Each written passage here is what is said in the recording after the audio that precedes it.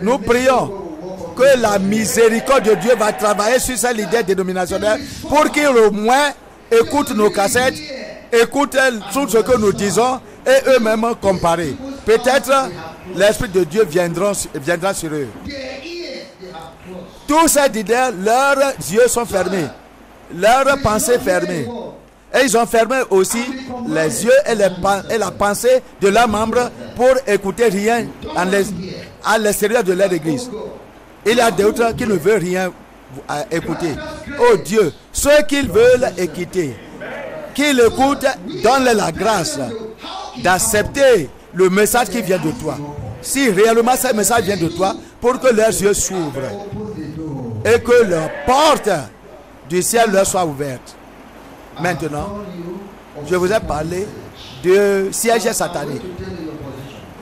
Je vais vous dire, parler de la condition. Je vais vous parler de l'opposition.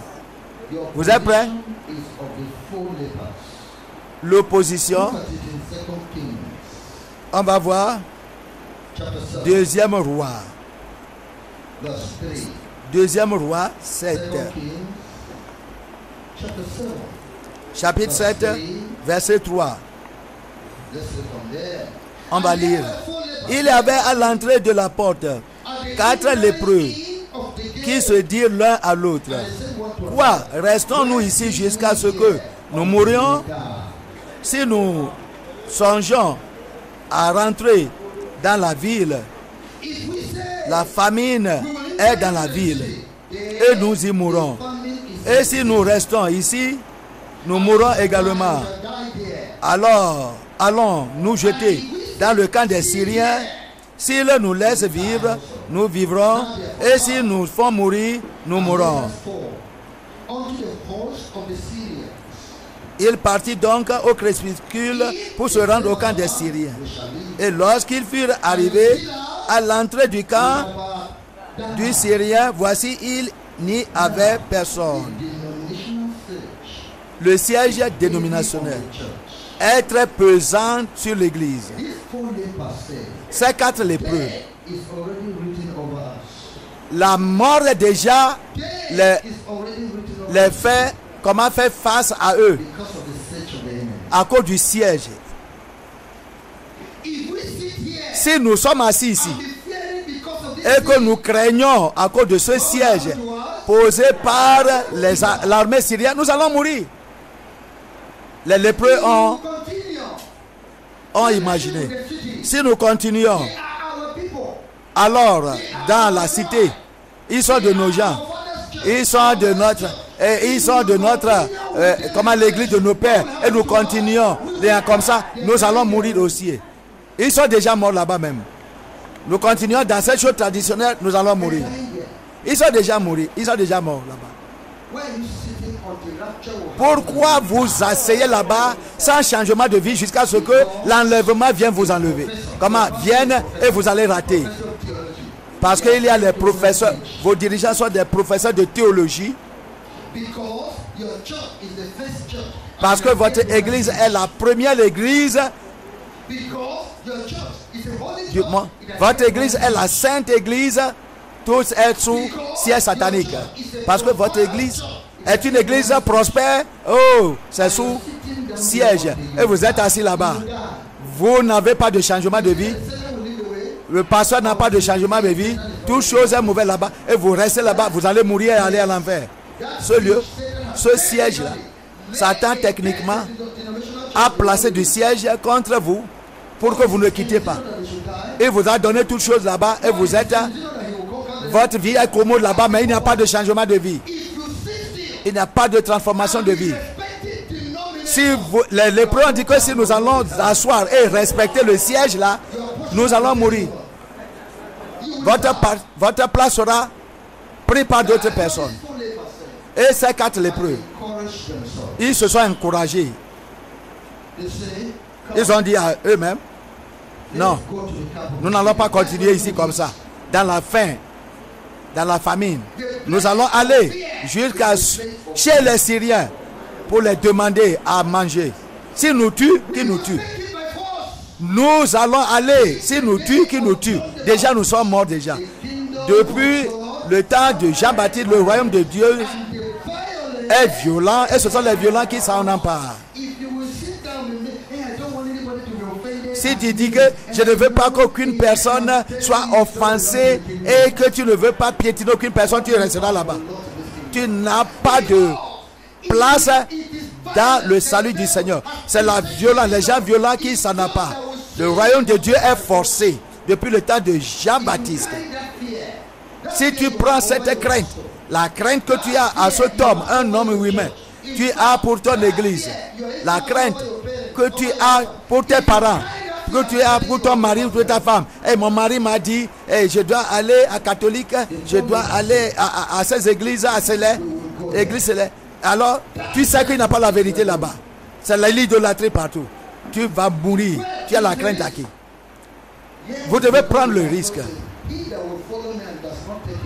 La Bible dit que celui qui me suit et qui ne prend pas sa croix ne peut pas être mon disciple.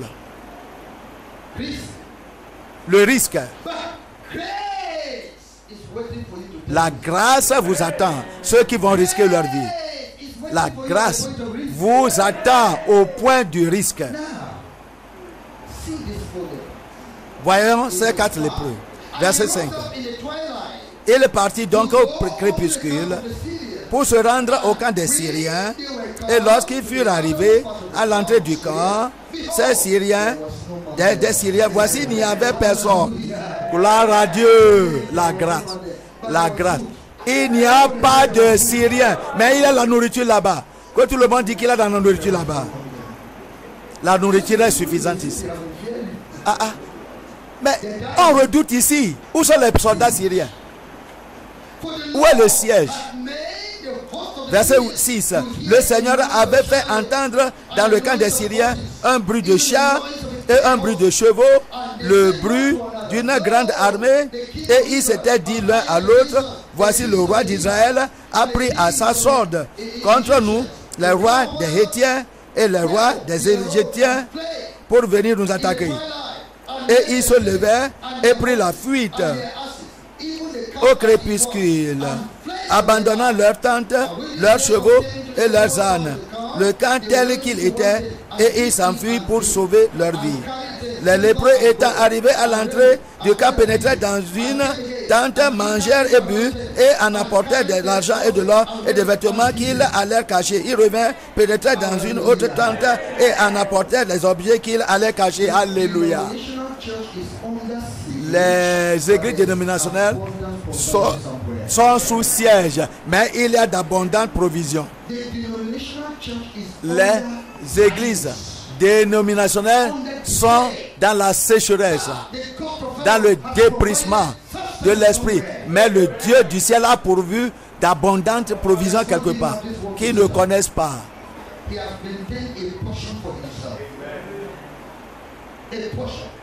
Il a retenu une portion pour lui-même.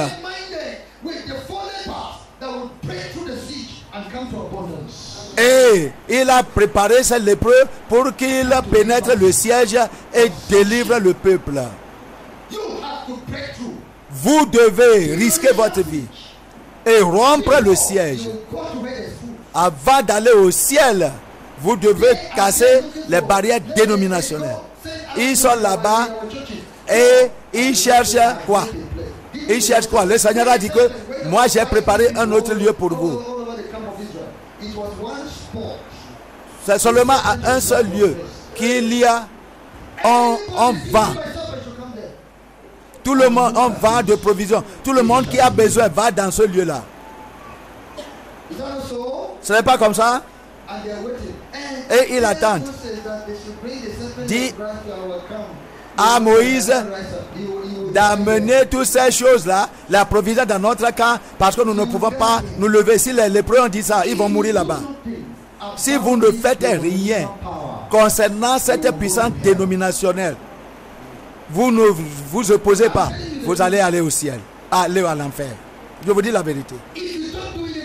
Si vous ne faites rien, toutes ces puissances qui sont puissances diaboliques, la crainte et même la crainte de vos maris, la crainte de vos femmes.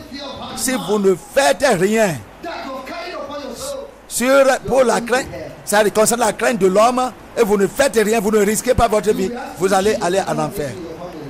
Vous allez demander à Jésus de venir vous rencontrer dans votre maison pour vous prêcher, or qu'il a fait provision.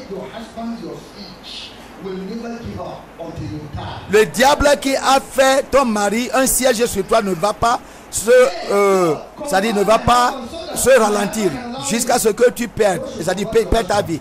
Ah, mon mari ne m'a pas permis, ma femme ne m'a pas permis, c'est pourquoi je ne peux pas venir. Ah, tu vas mourir. Tu dois briser ce lien satanique. Depuis le temps de Jean-Baptiste, le royaume de Dieu est forcé. Ce sont les violents qui s'en apparent. Le christianisme n'est pas exempté de la souffrance. Pourquoi beaucoup de chrétiens, ils ne veulent pas souffrir? C'est pourquoi ils ne peuvent rien avoir. Tu ne veux pas qu'aucune personne te gifle, aucune personne t'insulte, aucune personne te piétine un peu. Tu ne veux pas. Comment tu vas aller au ciel? Jésus a souffert ça. Les disciples ont souffert ça. Et toi, tu veux être à l'aise à Zion. Comment tu vas aller au ciel? Mais les 4 lépreux ont pris le risque. Dis à ces gens, sans le risque, la grâce de Dieu n'est pas disponible. Ma grâce est suffisante. Cherchez, vous trouverez. Frappez et on vous ouvrira. Demandez et vous recevez. Celui qui cherche trouve. Celui qui frappe, on ouvre à celui qui frappe. Et celui qui cherche trouve. Les lépreux ont cherché et la grâce les a conduits à rentrer dans la provision. C'est ce que nous disons. C'est ce que les 4 lépreux ont fait. Ainsi donc, qu'est-ce qu'ils ont gagné? Les 4 lépreux étaient dans la même condition. Ils étaient fermés dehors et ils veulent vivre, ils ne veulent pas mourir. Ils veulent vivre, ils ne veulent pas mourir. Et ils ont pris le risque. Ils ont pris le courage et la décision d'aller là où se trouve la nourriture. Sans se soucier du risque. Sans se soucier du risque, le courage et la décision les a amenés là-bas. Sans se soucier du risque. Pour être dans ce mouvement du réveil de la sainteté, alors ça prend le courage. Ils ont obtenu la faveur dénominationnelle. Qui vous a dit que aller au ciel c'est facile comme ça, comme du pain de beurre? Si nous allons plaire, notre vie va plaire aux autres, nous ne serons pas enfants de Dieu. Fais annonce à eux. Et avant d'aller à la guerre dans la Bible, on fait l'annonce que il y a 32 000 personnes. Et Gédéon a annoncé que celui qui a peur, qu'il rentre. Et puis les gens sont partis. Ceux qui sont mariés nouvellement et qui ont peur de mourir à la guerre, qu'ils quittent. Et puis ils sont partis. Il restait 10 000. Et 10 000, Dieu a dit que c'est assez. Amenez-les à la rivière pour les tester. À la rivière, on a trouvé 300 personnes. Et Dieu a dit que ça me suffit. Tu vas découvrir que pour passer ton examen, tu vas payer de l'argent. Satan a corrompu toute organisation. Ceux qui vont prendre le risque. Ces chrétiens gentils et faibles qui vont doucement, ne vont pas piétiner aucune personne, ne vont pas faucher aucune personne. Oh, nous sommes les chrétiens, nous ne voulons pas qu'aucune personne soit contrariée à cause de nous. N'iront pas au ciel. Ils ne peuvent pas prêcher un message dur. Les chrétiens qui veulent seulement donne-moi, donne-moi, donne-moi. Ces chrétiens-là seront pollués, ils n'iront pas au ciel. Tu vas donner, femme, ton corps au pasteur pour l'immoralité. Parce que tu vas avoir la promotion. Tu vas au marché aujourd'hui, l'union dans le marché. Il faut voir les gris qu'on construit, les idoles qu'on construit dans tous les marchés. Il n'y a aucun chrétien dans ce marché qui peut mettre un signe de Jésus-Christ. Si vous ne prenez pas le risque, en disant que moi, ici, je ne vais pas me joindre à ce royaume, à ce groupe d'individus diaboliques, à ces gens-là qui ne pratiquent pas la justice, vous n'irez pas au ciel. Dieu a dit à Gédéon, 10 000 c'est assez, c'est trop même. Amène-les à la rivière, je vais les essayer. Le Seigneur est en train de vous tester.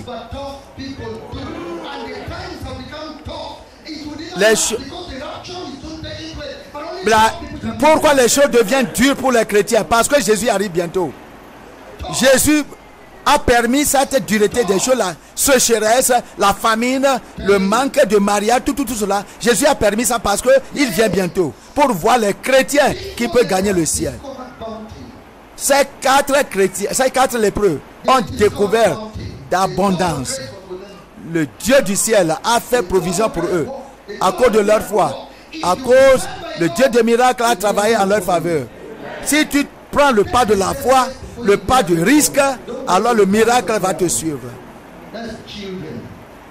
Les gens qui ne veulent pas prendre le pas de la foi sont des bébés, des gosses.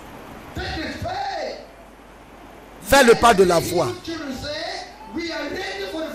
Les 3 enfants hébreux ont dit, nous sommes prêts pour la fournaise. Et on les a jetés dans la fournaise. Ils n'attendaient pas pour eux, ils vont mourir pour Dieu. Et ils ont trouvé Jésus-Christ lui-même dans le feu. Le feu est devenu une salle climatisée pour eux. Ça doit être aussi votre décision. La Bible a dit, travaillez pour votre salut avec la crainte et tremblement. Parce que la race, la course, pardon, est individuelle. Il y a le siège sur le mariage, sur tout. Mon mari, qui est ton mari? Parce que c'est quelqu'un dans le monde. Ton mari. Est-ce que tu es marié? C'est ton mari qui va t'empêcher. Ton mari qui va t'empêcher d'aller au ciel. Le mariage, est-ce que c'est de Dieu? On parle de Jésus. Tu parles du mari. Entre Jésus et Marie, qui est le plus important? Entre Jésus et ta femme, qui est le plus important? 7 ans après le mariage, il y a quelqu'un dans la Bible, on appelle Anne. Elle est prophétesse. Elle est mariée 7 ans. Le mari est mort. Elle est restée jusqu'à 84 ans sans mari. Tu vas mourir. Si tu attends le mari, je n'ai pas de mari, tu comprends, mais tu vas mourir. Et nous pouvons confronter. Il faut rester là-bas, tu vas mourir. C'est comme ça que les autres sont partis aussi. Tu ne peux pas suivre le même chemin. Seulement un seul mari, ça te gêne, ça t'empêche d'aller au ciel. Une seule femme, ça t'empêche d'aller au ciel. C'est comme ça que les disciples qui sont partis au ciel ont fait. Les choses sont dures. Les femmes justes diront à leur mari, nous aimons Jésus plus que toi. Si tu ne veux pas que nous servons le vrai Dieu dans notre église, dans ce lieu, alors que le mariage soit terminé.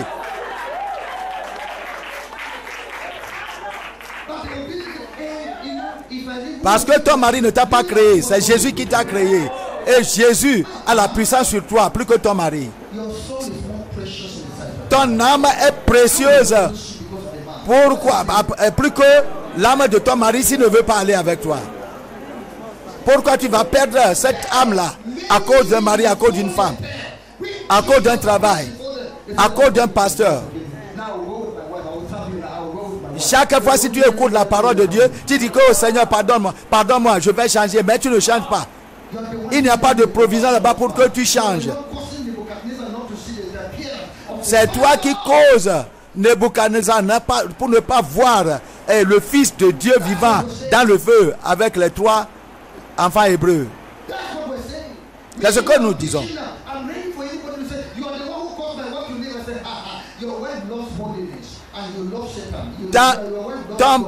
Ton mari aime la sainteté. Toi, femme, tu aimes quoi? Satan. Tu vas à l'église de Satan. Et tu veux empêcher ton mari d'aller à l'église de Dieu? Non, ça ne va pas arriver.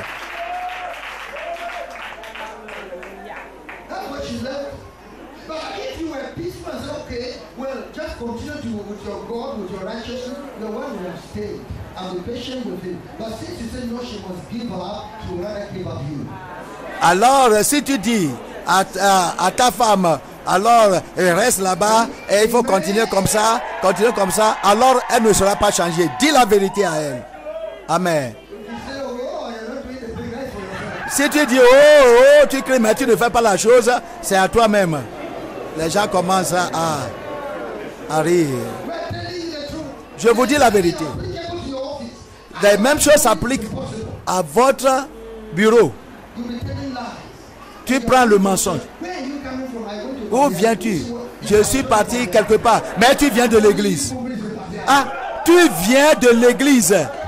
Et puis la vérité est prêchée. On te demande, tu as caché ta Bible. Tu ne veux pas qu'aucune personne sache. C'est nous maintenant. D'où viens-tu? Oh, je suis parti quelque part. C'est le mouvement mondial du réveil de la sainteté qui est quelque part. Tu ne peux pas dire que tu viens de l'église. Tu es menteur. Et menteur, un menteur est un homme abominable devant le Seigneur. Tu vas faire face au jugement. Tu n'es pas prêt à souffrir. J'étais dit on m'a dit d'une femme qui abuse, qui insulte. Les deux sont en train de quereller. Et puis il a dit que je sais que mes yeux sont comme ça, ma bouche est comme ça, et mes oreilles. Et puis il a dit que toi aussi. Et puis l'autre femme n'a pas trouvé d'insulte encore. Parce que lui s'est abusé déjà. Et elle s'est abusée elle-même déjà. Et maintenant, qu'est-ce que l'autre va dire encore? C'est comme ça que nous devons faire.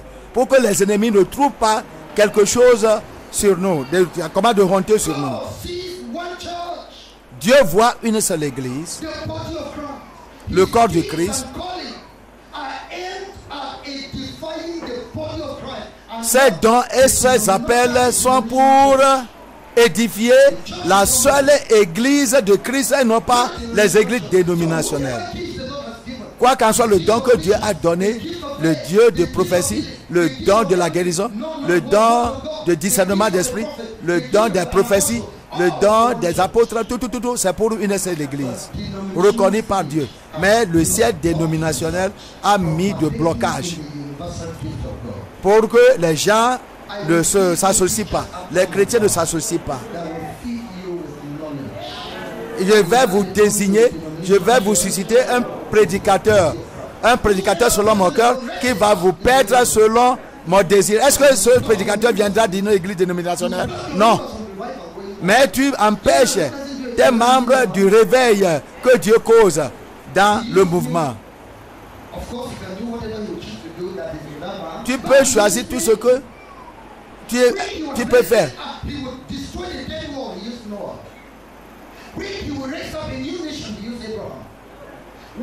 Dieu a créé le monde, il a choisi Moïse. Il a encore, après cette génération, il a choisi Abraham. Il a choisi David, il a choisi une seule personne. Et maintenant, Dieu a suscité quelqu'un dans notre génération. Et toi, tu méprises cette personne.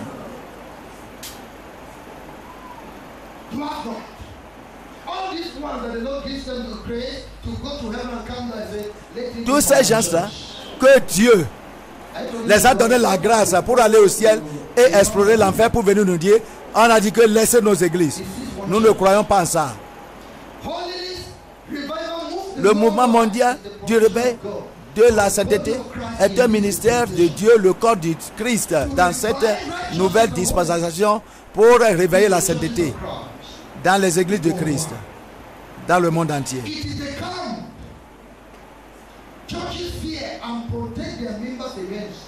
C'est contre ce mouvement que les églises alors protègent leurs membres pour ne pas visiter. Où la vérité se trouve, où la justice se trouve, où la sainteté se trouve. C'est le choix de Dieu. Et le Seigneur fait des choses merveilleuses.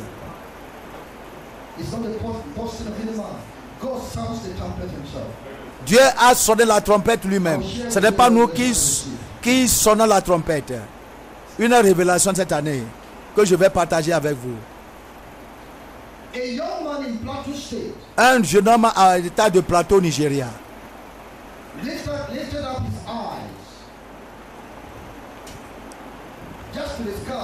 Et il regardait le ciel et il a vu Jérémie 23.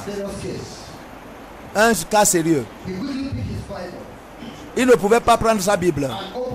Non, il a pris sa Bible. Elle l'a ouvert. Il a ouvert.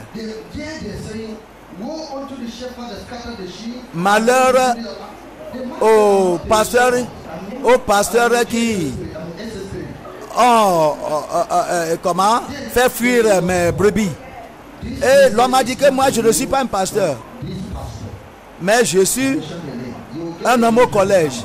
Et puis Dieu l'a dit dans une voix, va dire à ce pasteur dans tout le monde entier, parce qu'il a des églises répandues dans le monde entier, qu'il n'a même pas trouvé, que si je peux trouver 54 personnes, mais les membres de sa dénomination couvrent des milliers dans le monde, que s'il peut lui donner 54 personnes, il sera satisfait. Il faut voir beaucoup de gens qui périssent.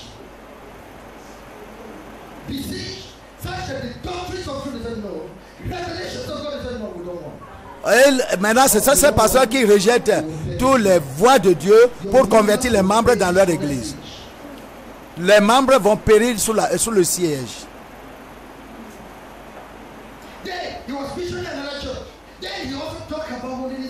Tu vas visiter une autre église. Et si tu vois que la parole de Dieu est prêchée, je vais rentrer là-bas pour faire sortir mon peuple. C'est Dieu qui est en train de parler. Dans un autre lieu et non pas même parmi nous.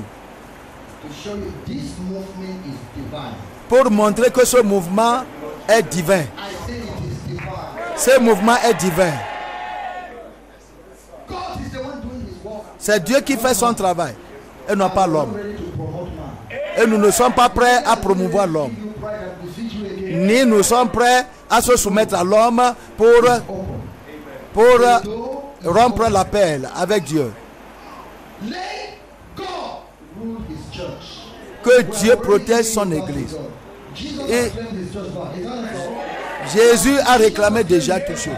Jésus a réclamé tout. C'est lui maintenant qui règne sur vous. Et vous êtes rassemblés ici. Vous avez quitté vos dénominations diverses pour vous rassembler ici aujourd'hui. Jésus vous établit maintenant, le préparant pour le ciel. Ça, c'est son œuvre. C'est son œuvre. Oui.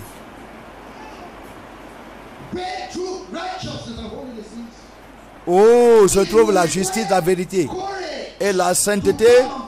Ça demande le courage de sortir de là pour venir écouter le vrai message de Dieu. Les puissances dénominationnelles sont tombées. Vous, quelques-uns, vous êtes ministres. Si vous ne prenez pas garde, la puissance dénominationnelle va vous emporter.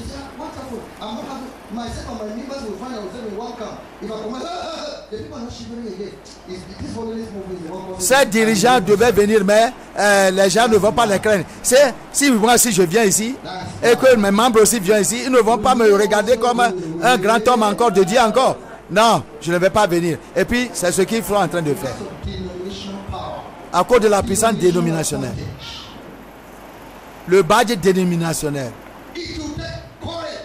Ça va prendre le courage. Le courage pour prêcher cet évangile et se soumettre.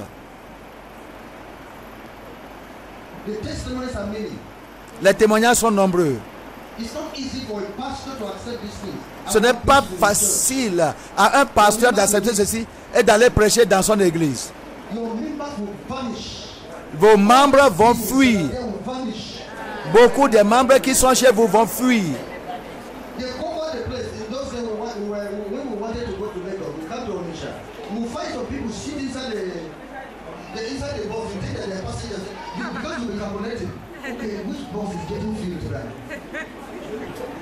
Des fois, l'autre fois, si nous quittons Lagos pour aller à Onitsha, arrivé à quelque part, on trouve des gens qui dorment dans les bus.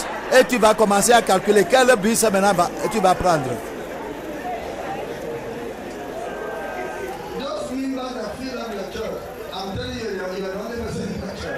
Ces membres qui sont dans vos églises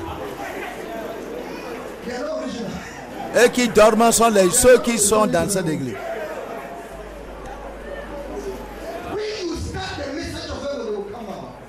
Si nous prêchons le message du ciel, ils vont sortir. Seulement, le Seigneur va prendre soin de vous. Amen. Ça prend le courage pour appartenir au mouvement mondial du réveil de la sainteté. Avec tout le cœur, promouvoir la sainteté. Nous ne promouvons pas l'homme ici. Nous ne promouvons pas l'homme ici. Nous ne promouvons pas l'homme.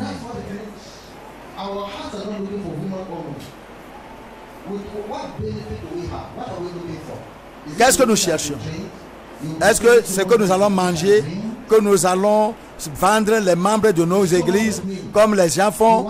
Ils vendent les membres de leur église à Satan et ils meurent un à un, deux à deux chaque mois et on fait l'enterrement et le pasteur envoie l'argent, on enterre les gens et tu ne vas pas savoir que peut-être c'est lui qui les a tués. Non, on ne fait pas cela ici. Deuxième roi 7.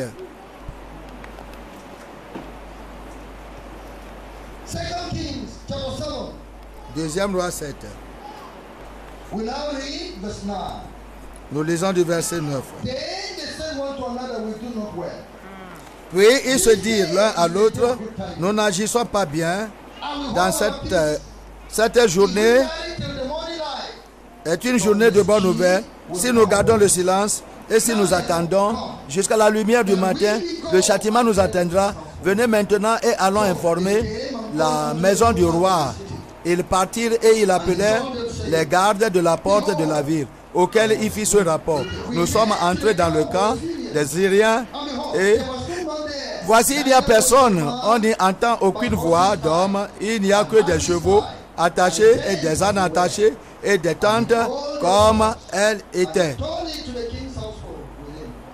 Les gardes de la porte criaient et ils transmirent ce rapport à l'intérieur de la maison du roi. Le roi se leva la nuit et il dit à ses serviteurs, je veux vous communiquer ce que nous font les Syriens. Comme ils savent que nous sommes affamés, ils ont quitté le camp pour se cacher dans les champs et ils se sont dit, quand ils sortiront de la ville, nous les saisirons vivants et nous entrerons dans la ville. L'un des serviteurs du roi répondit, que l'on prenne 5 des chevaux qui restent encore dans la ville. Ils sont comme toute la multitude d'Israël qui y était restée. Ils sont comme toute la multitude d'Israël qui dépérit. Et en voyant voir ce qui se passe, on prit 2 chars avec les chevaux et le roi envoya des messagers sur les traces de l'armée des Syriens en disant, allez, voyez.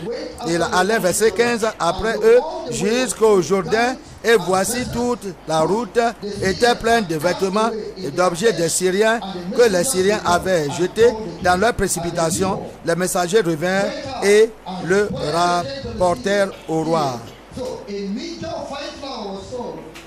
Le peuple sortit et pilla le camp des Syriens et l'ont eu une mesure de fleurs, de farine pour un cycle et 2 mesures d'orge pour un cycle selon la parole de l'Éternel. Voici le jour de la bonne nouvelle. Le Seigneur a parlé et a fait l'approvisionnement de bonnes choses dans le mouvement. C'est le jour de la bonne nouvelle. Sortez et prenez le risque. Ces gens ont pris ont fait le risque, ont pris le risque, pardon, et sont sortis. Et voici, maintenant ils sont tombés dans l'abondance. Beaucoup qui sont restés dans la ville et qui ne sont pas sortis, alors périssent dans la ville, meurent dans la ville de faim. Si vous agissez comme ces 4 lépreux, le Seigneur va vous bénir. Mais si vous gardez le silence, vous ne faites pas bien comme ces 4 lépreux ont dit. Et les gens meurent dans vos dénominations, dans vos églises. Les gens meurent là-bas et vous êtes assis là-bas les regardant.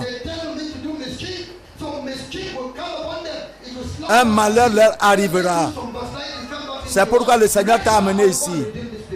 Tu vas te lever pour aller sauver ces gens. Tu vas aller prêcher. Tu vas aller dans la cité, dans les coins et les recoins. L'évangile de la justice, de la vérité.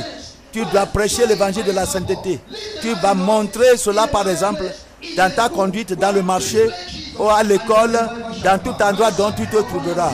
Vous devez montrer cela à tout le monde et amener le peuple à Dieu. Levez-vous et nous allons prier. Les 4 lépreux. L'exemple des 4 lépreux. Tu dois prendre le pas de risque.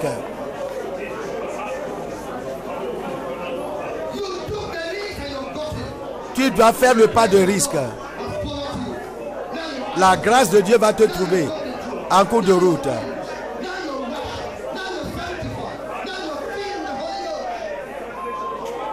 Prie que Dieu amène sur toi le Saint-Esprit.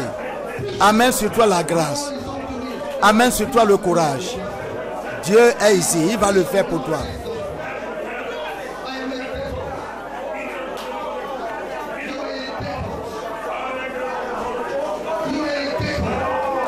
Fuyez le peuple de Dieu.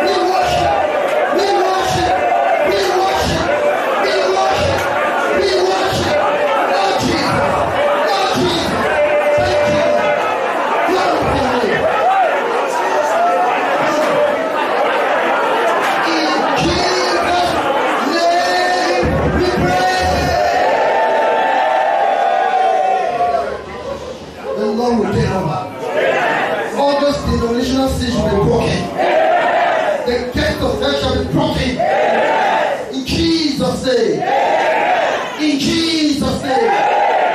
Beginning from your life, the Lord will break your secrets.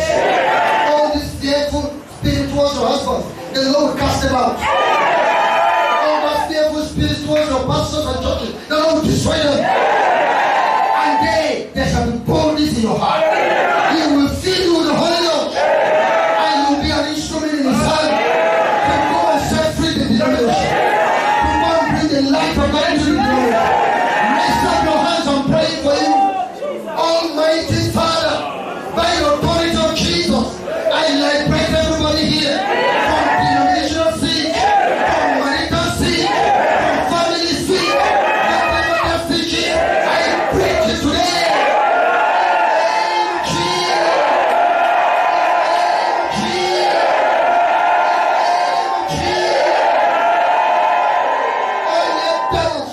Blocking the way of these people from progress, blocking the